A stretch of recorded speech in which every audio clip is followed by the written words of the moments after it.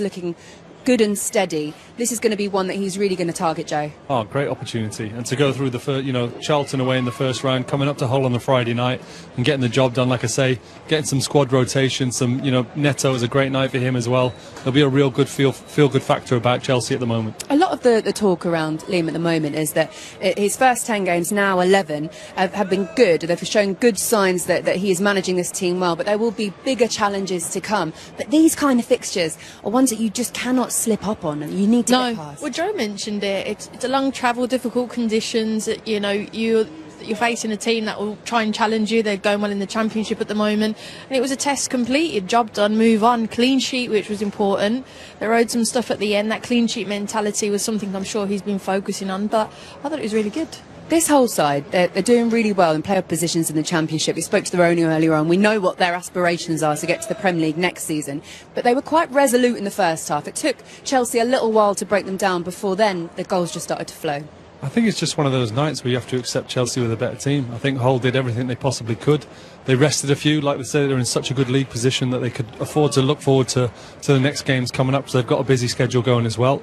Like I say, they got beat fair and square by a very good Chelsea team tonight who showed their experience and international quality. And they were trying their best, Kaz, in the first half. And it took this bit of quality from Pedro Neto to finally break down. Yeah, look, it takes a bit of rhythm to try and work them out as well. And sometimes you can try and do tippy-tappy, but it's a quick-fire shot. Nice around the 18-yard box there. But bang, in the corner. And sometimes that's what you have to do. Teams don't expect it. And if they back off you, and you give people like Neto just a slight yard, keepers unsighted at big distance, it's a great strike. And that's what sets you off, because they did have opportunities and they're kind of fluffing the lines a little bit. But there's nothing fluffing about that. It was an unbelievable finish, and the keeper had no chance. Yeah, I was going to say, Joe, what are your thoughts on the keeper there? Brilliant finish. And as Kaz was talking about there, Chelsea had their chances and it looked like they were just a little bit off. And then Neto just got on the edge of the box, and we talked about that whole low block. When it goes through bodies like that, I think it went through players' legs. You've got absolutely no chance. It was clinical. Yeah. The whole keeper made a great save, which eventually led on to the second goal for Chelsea. So talk us through this one, Kaz. Yeah, I mean, look, again, good build-up from Chelsea. They got bodies into the box there, and it's an unbelievable save. Yeah, brilliant. Top start. So, top hand save. That's the start of the second half. So he's thinking, I've kept my team in it. But Chelsea, you saw the celebrations. You saw how much this goal meant. I think from the game point of view and everything they've been working on, Liam Delap touched on it. He said they've been so close in recent matches, so that must have felt really good. And also, I suppose, Kaz, the thought that it's not so long ago against Leeds where they let a 2-0 lead slip. Yeah. So that second goal is important, and go and be ruthless when you take the lead. Exactly. And look, what I would say is the delivery was superb, and they have some good deliveries, and I've not watched them over the last period since Liam's come in, really, really strong. But you're right, it's a mentality to go again, and that's why tonight was a classy, professional performance. Get it done, and then you can kind of rest with the ball and relax. But I thought it was really good, all effort, all team, good effort all round. And I imagine Liam's going to be really chuffed with the fact that you make the rotation and people step up and take their opportunities. Yeah, like I say, he had opportunities as well with the team playing so well and putting this game to bed relatively early. He was able to make changes, blood youngsters. I think Garnacho was the only one who didn't quite shine tonight, but I think other than that, Liam Delap, we talked about, he would have loved his goal, but 3 assists, a top night for him. OK, well, look, here's Liam Rosenior now. Hello, Liam. How are you, mate? We can ask you all the questions. Look, we were just really complimenting your team and the performance that you saw out there tonight. Tell me how pleased you are with it. I just said to the lads, the attitude of the team, the quality they have, they showed in moments. Some of the football we played is fantastic. But what I've really challenged the players on since I've come on is positive reactions to losing the ball or a bad refereeing decision, and I just felt our energy, our pressing, our fundamentals and our values were there tonight, and we could have scored more. But I think Hull are a very good team, and this was a really, really difficult tie. I'm just delighted in the performance. How much goes into when you let leads slip and you don't want that kind of mentality to sink in? So how much was going into, look, guys, if we go ahead, we have to kill the game off? Yeah, look, I was desperate for that clean sheet. I was disappointed at the end when Hull had a few chances, but overall the players were excellent tonight. Frustrated with the other night because there was a lot of good play, where we didn't see the game out. So there are things for us to improve. We have a bit of time now. We don't have a midweek game for the first time ever, it feels like. So we can rest, recover, and make sure we keep improving on the training pitch. Liam, I was at the Charlton game as well as the game tonight, and everyone will think that it's a given. You turn up and you beat these teams with games ease. are difficult. It's absolutely not, and I thought the attitude of your team was incredible. And it's all very well being an international superstar, but you must have been so pleased with the boys, the established players, of how they stepped up tonight. Yeah, I believe the harder you work in life, the luckier you get. I think Pedro Neto summed that up. I thought from minute 1 to minute 94, he ran himself into the ground. He played in the number 10 position, he's tracking back, he's pressing, and he gets what he deserves, which is the goals that he gets. I thought Garnacho, Esteval, they're outstanding players, but I really like is the work rate and the energy in the team. And for us to be successful this year, that has to be there. That's a bare minimum. I was going to ask you about Neto in that number 10 position. You know, see him there in the future moving forward, and, you know, what else can he bring to you in that position? He's got so much. He's got so much. He's got so much good. He can play every position in the top line. He's played up front against Barcelona early in the season, was outstanding there. He's a great player. And what I was really happy for him tonight was he got the rewards because he's been working really hard for the team, but to give him those goals should give him confidence for the rest of the season. Can I also give you a hand warmer because you look freezing? I'm absolutely Do you want it? I'm not used to being in Hull again. I'm getting used to it. It's been so nice to be in. cold. I was about to say, how is it being back? And I imagine the answer's cold. Cold, but amazing. Really nice to get the reception that I got. Like I said before, the game, the club does mean a real lot to me. My family were here, so to get the receptions from both sets of fans, yeah, it's a nice thing, but you want to keep winning games. They were chanting he's one of their own. Did you hear that? Yeah, thank you for that. It's nice. I'm going to go upstairs and see Ajin now. It'll be nice to see him, and no, it's been a really positive night. We spoke to him before the game, actually, and he's always really complimentary of you He's a good too. guy. Before I don't want to move away from the game too much, because obviously Liam Delap also had a really good game today and was really influential in a couple of those goals. How impressed are you with him? All of them, I have to say, all of them. The Andre Santos has been my Moi Caicedo, Enzo when he comes on. The lads are starting to understand our principles in our build and how we want to bounce through the pitch. Overall, just I don't want to single. I know I've singled out Pedro, but I was just happy with the whole squad today and what they brought in terms of their professionalism. Liam, I also just want to ask, before we let you go, it feels from the outside like you are building such a good relationship with these players and they are responding so well to you. What do you want that relationship to look like? Just normal, just they're great. They're not kids, they're men. What I learned very quickly with them as a group, they want the best for the club. And my job and the staff's job is to guide them. They're going to make mistakes. Every team makes mistakes, but you have to guide them and connect with them and try and get the maximum out of them. And I have to say, so far, I think it's 40 days I've been in the job. I think we've made a really, really strong start. Absolutely. Liam, we'll let you go and get warm. Thank you. You can have a hand warmer back. You can All right. Thank you so much. Liam, Have a thank good you night. so much. Thank you. Great to see you. Take care. Congratulations. These games are never easy. Coming to a lower league team and the snow's coming in. How pleased are you to make it through tonight? Yeah, of course. You know, we came here with only one task, and you know that was to win, and we showed that you know we could battle and also play some good football. So yeah, we're all happy. Talk about good football, but Pedro Neto, a hat trick. You set up 2 or 3 of them. I mean, how impressed were you with him? Yeah, you know, he's an incredible player. He's playing in a position that he's not even used to today, but you know, he just showed his quality. He's an incredible player, and you know, he's really good, and I'm happy for him. Before we get on to the other positives, I have to ask, what on earth happened in the first half where you thought you'd score? What happened? I swear on my life, yeah, I almost ran off. Like, I thought it went in, and then obviously I was waiting for the ref to blow his whistle. Obviously I should have just put it in a second time, but yeah, crazy. I mean, we had a look, it's like 2 inches, if that, from going over the line. Yeah, I don't know, it's silly from me, but I thought it went in. And the goal from the corner as well, did that go all the way? Is that planned? We saw your manager turn around and point to Bernardo Cueva, the set-piece coach. Was that a plan for Neto to go front post and try and get it all the way in? Yeah, you know, we have our ways of, you know, applying pressure on the corners, and, you know, we've been so close so many times, and, you know, it's always nice to see one going. And look, after the midweek draw with Leeds, your manager said that you need to stop being sloppy and get a 90-minute performance in. Do you think you got close to that today? Yeah, of course. I think there's obviously some moments in the game where we do come off it a little bit, but you know, we just need to keep building under Liam, and you know, hopefully we can, you know, put them collective performances together and start getting more points. Oh, well done tonight. Thank you very much. Pedro holding the match ball, congratulations. It was your first goal since the last round of the FA Cup. How much did you enjoy it, and how much did you feel you needed that tonight? I enjoyed a lot, to be honest. I needed a lot this one as well. But first of all, really happy with the team going through the next one. Can I ask you about your celebration for the first goal, the fingers in the ears? Was that a message to anyone in particular? Yeah, I'll not tell it, but I'll continue my work. I want to help my teammates and all the fans in the club. So continue the hard work and go to the next one. You got a hat trick. It was a hat trick of assists as well tonight for Liam Delap, coming into the team as well and having a big part to play. How big opportunities are these when you get the chance to come into the team and play together, when you maybe don't play together quite as much as some of you would like to? I think the most important one is enjoy. I think if we enjoy and we are with the right attitude on the pitch, we give no chances. So this is what we did today. We play really good football against a really tough team, and we are really happy with the win. You're through as well, lots to compete for, lots still to go this season. How much do you feel you're developing already under the new manager and the ambitions that you have for this season? Above all, I think in terms of confidence and in terms of going forwards in the match.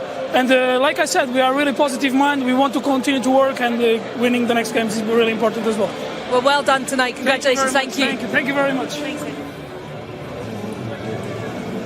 When you both watch him with your defender's hat on, where are his greatest strengths? What would cause you the most issues? Well, I think it's the fact that what we spoke about before, saying with Garnacho, you would go really tight, you'd go really high with him, and then you'd say, right, come then beat me. He's got pace, so if he just needs to do a straight line run in behind, he can do that. But if he does get it to his feet, he's also got the skill, he's got a technique to go at you. But also, he can go on his left foot, he can go on his right foot. So I'm not trying to say that he's got every single club in the bag, but he's got pretty much all of them because he's a very, very competent player. I think it's his delivery. His delivery is outstanding. I think the way I would try to play him and get really tight and really high up against him, but when he checks back onto his left foot with that delivery, that's really hard to defend that. You know, the line you're supposed to go, and do you drop off a little bit or whatever your game plan is at the time. But with Neto, you just want to see it more consistently now. It's also the way he dovetails with the players around him. Like today we saw with Esteval, more so than Garnacho. Garnacho pretty much hogged the left, but the way sometimes he'll find himself in the middle, Esteval drifts in, he'll go outside, and all of a sudden he's running on the outside of the wing-back. That's where his strengths lie as well, because as long as he's got somebody else that, if he takes a spot, they can take up his spot. It's a dangerous player in terms of, particularly when you've got Esteval filling his hole in the 10 as well. OK, let's look at his first goal of the hat-trick then, which was a good layup, not the first time, as we'll see throughout the course of this, a good layup from Liam Delap, but the finish was great. Yeah, the finish was brilliant. But it was more what I was impressed with, and Kurt mentioned it there, it's his movement. The way he comes towards the ball, drags the midfield out, and then look where he ends up. In that pocket of space there, where in between the defenders and the midfielders, and the time he takes to get the touch and the shot. The technique is fantastic, but it's all about the first touch and the timing. 1, 2, and it's in the back of the net. It's absolutely brilliant stuff from Neto. And we can be critical of Hull, because in this situation they've got a lot of men back but very passive, and when we speak about that movement, his movement was excellent, but they've the forward line's kind of let him drift into that hole, and the back line couldn't quite get out to him. But take nothing away from the finish, excellent finish into the side net. The second is straight from a corner, which brings into the whole debate again about how you defend near post corners, because there's nothing spectacular about this, is it? I mean, it's not a brilliantly well worked routine, it's just a well taken near post corner, Mike. Yeah, but it's the delivery. It's, going to that near post, you've got to be strong in that position. He's even backpedaling there. You've got to go and head the first man in this system has to just go and head it, and if they don't head it, then it just becomes carnage inside the box. Yeah. My biggest frustration is there's not one single Hull player that wants to go and head the ball. That's the front post, right? I understand that there's bodies, and it seems to become, there's nobody that says, I'm going to take responsibility, I'm just going to clear this ball. They kind of think, well, he's jumped, he's missed it, and they're all kind of watching it, and unfortunately Phillips has no chance. Are any of them in a position to head that, given the blocks on them and being held? But you see, some of them are the ones holding. So forget your man and go so forget your man. As soon as you see, if you're able to go and head a ball as a centre half, if I see a ball heading me, I want to head it, I want to clear it, I want to make sure there's nothing, I'm not worried about what happens behind me. But the moment it comes low and it bounces between, Phillips has got absolutely no chance. Unfortunately, he goes for his legs, but he had no chance with that. The problem is, though, when you go for it, we've been in sometimes that near post, you're thinking about the ball so much, you forget about your man, and you don't want your man to score. So it was a little bit of that as well. I think. You have to trust yourself. Of course, the delivery of the ball was very, very good, but it seemed that they were more interested in wrestling than thinking, right, where is that ball actually going? Even if I do move these players out. Why is it changed so much? Because I mean, and this, I'm not saying this was happening 30 years ago. You probably go back only 5 years. A man in front of a player on the near post and a man behind him. That was what it used to be, didn't it? I feel like a dinosaur. I've only been retired 18 months, but I feel like the responsibility now for a defender, they're more worried about what they do with their feet, if I'm being totally honest, more often now. Right. So I just feel it's not a natural thing for defenders to want to go and head a ball anymore. And I just honestly think that's kind of a problem. You see here, look how many men around it, and again, they're all hustling and fighting for play with players, but nobody actually wants to go and head it. And that would you leave your man in that situation then and try and be free just to wherever that ball goes to try and win it? What you want to do is you want to try and free yourself up, not necessarily to go and jump over everyone, but to free yourself up so that you get yourself in a space where, right, there's my man, he's out the way, I'm going to go head this ball, but you've still got aware of him. But again, they were more thinking, I've done my job, he hasn't scored, but actually the actual corner taker scores himself. Yeah, totally agree. But the more bodies there are, the more complicated it makes it, doesn't it? Especially for the goalkeeper, and it's just that movement. If you're next to me there and you're trying to get out, you know someone's pulling you, so you've got to be nice and strong. You've got to be set, and you've got to focus on the ball and the man. That's where it's becoming very difficult. Look at the third goal then, which again Liam Delap was instrumental in. Yeah, I mean, I just think his game tonight was brilliant. And what I liked about it, when Hull set up in this 5, I want you to look at his movement. McCarthy then goes to James, which then leaves that space. A lot of strikers there would still go to feet, but Delap's thinking, can I get into the space? I said in the first half, there was a little bit too high, and then now, because the defender went out, he's out of position. Delap does ever so well, and then Esteval's there for a tap-in. But it all comes from Delap's movement. We talk about strikers, everyone wants the ball to feet, but when you can run in behind like that, and the quality of the ball coming to you is very good, then he will create these chances. And this is what he's been yearning for when he's at Ipswich. This is what he was doing week by week, thinking, he's a proper player, but at times, I don't know if he wants to look cute on the ball and come get involved in the ball. João Pedro could do that. This is where he could be successful at Chelsea because he's different. He make them runs in behind. But the role of being a Chelsea striker in the Premier League compared to an Ipswich striker in the Premier League is totally different. So in terms of those runs, getting in behind are what key. What I did like about it is his composure to do the foot roll, but also the stop-start on John Egan, which gets in the space, does the foot roll, and Esteval scores. And with great timing, we can hear from him now. Liam Delap is with Ailey. Liam, congratulations, a big victory tonight, a hat-trick of assists as well. How much did you enjoy being out there tonight and having such a big part to play in the scoreline? Yeah, of course, it was a really good evening for us, especially being back here as well, because I've got some great memories here. But yeah, it was a good night, and we got the result we wanted. We'll get it out of the way. The one off the post, talk us through it. What happened? No, I swear, I almost ran off. I thought it was in, and then obviously I was just stupid in it. I should have just put it in, but these things happen, and I'll learn from it next time. Yeah, I mean, you kept going, your team and yourself as well, and you got the rewards in the end. What was said at half-time? Because it was a tricky first half, but it seemed so much more comfortable in the second. Yeah, I think we showed dominance in the first half, but we just didn't put the chances to bed, and in the second half we did. So that was, I think, the difference. You have a lot to play for here at Chelsea this season, through obviously to the next round of the FA Cup as well. In terms of the opportunities that you get on nights like tonight, how important is it that you show what you can do to try and be a big part of what Chelsea can do this season? Yeah, of course, it's massive. I need to keep myself fit and keep in the rhythm, and so does everyone else. The end of the season is going to be really challenging, and I think we're going to need everyone. So it's so important that everyone dials in and everyone focuses when they need to. Is it difficult when you come in and you perhaps are in and out a little bit, number of players around you, it's not the same every time you come in? Obviously you all know each other well, you train together, but in terms of trying to gel quickly in games? No, I think it's always different. There's always so many different reasons why a team's selected, and very rarely it's the same 11. So we're used to it. It's part of football, and you just got to adapt to that. And the best teams show that whoever's playing, you get the job done. How are you finding working under the new boss? Yeah, it's really good. I think obviously I've known him from before, and I think the messages that he's come and brought into the boys, we all buy into it, and you can see by the results we've been getting that we're doing well, and hopefully we can just build on it and improve by game. Well done tonight. Thank you very much. Thank you. Cheers. Thank you. Let's just come on to that, because you mentioned it with Pedro Neto as well, the last bit about the regularity of selection, because all players need that, and at the moment it feels like they probably don't get it because of the number of games they're playing, or because Liam Rossini wants to take a look at them all. Yeah, it's really difficult because he first came in, I think it was 4 competitions in 12 days or something, his first few games. So he wants to obviously try and look at these players, but unfortunately he also has to go and win games. He's a Chelsea manager. So it's trying to change them around here and there, trying to rest players knowing that you've got a game in 3 days and here and there. So I think, listen, they're getting slightly frustrated, but he understands that João Pedro